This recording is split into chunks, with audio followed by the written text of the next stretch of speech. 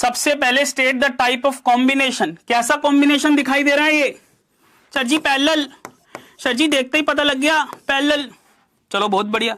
दूसरा पार्ट ये कहता है how much current would flow through 10 ohm and 15 ओम। 10 ओम और 15 ओम के अक्रॉस कितना करंट फ्लो करेगा। पैरेलल कनेक्शन है। अब देखो सबसे पहले ना टोटल करंट निकाल लो बेटा। क्या निकाल लो? Total current. टोटल करंट कैसे निकलेगा sir? V is equal to I R होता है ना, तो R इक्विवेलेंट निकाल लो तो टोटल करंट निकल जाएगा। I की वैल्यू क्या हो जाएगी? V अपॉन में R इक्विवेलेंट। अब सर क्योंकि ये पैरेलल कनेक्शन है तो पैरेलल कनेक्शन में R इक्विवेलेंट कितना आएगा? 1/10 plus 1/15 is equal to 1/R। LCM ले लो, समझ रहे हो? एलसीएम लेने के बाद इसका आंसर R की वैल्यू आ जाएगी। एलसीएम कितना आएगा? 30 ले लो।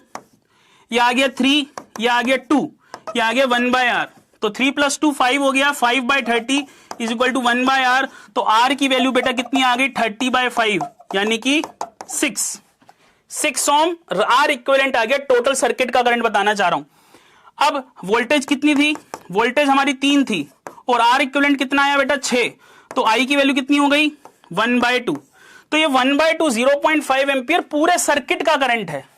क्या है? पूरे सर्किट का करंट। लेकिन मुझको बताना है सर 10 ओम और 15 ओम के अक्रॉस क्या होगा। 10 ओम और 15 ओम के अक्रॉस क्या होगा करंट, वो मुझको बताना है। टोटल करंट मुझको पता लग गया। टोटल करंट कितना है? 0.5 एम्पियर। अब देखो अगर मुझे 10 ओम के अक्रॉस निकालना है तो I1 बोल दो इसको। I1 क्या हो जाएगा भाई? I1 हो जाएगा V1 अपॉन में R1। V1 की वैल्यू कितनी है? 3 और R1 की वैल्यू कितनी है? 10। सर इसमें वोल्टेज 3 कैसे हो गया? क्योंकि बेटा पैरेलल में लगा हुआ है। ठीक है, तो 3 अपॉन में 10 ये हमारे पास आ जाएगा पहले का आंसर। और I2 हमारे पास क्या आ जाएगा?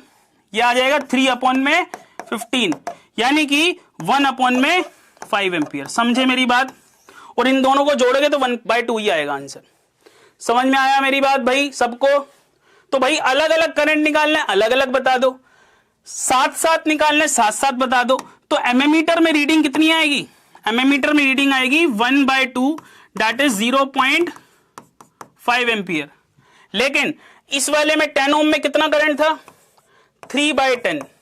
और 15 वाले में कितना था भाई? 1/5। समझ में आई मेरी बात?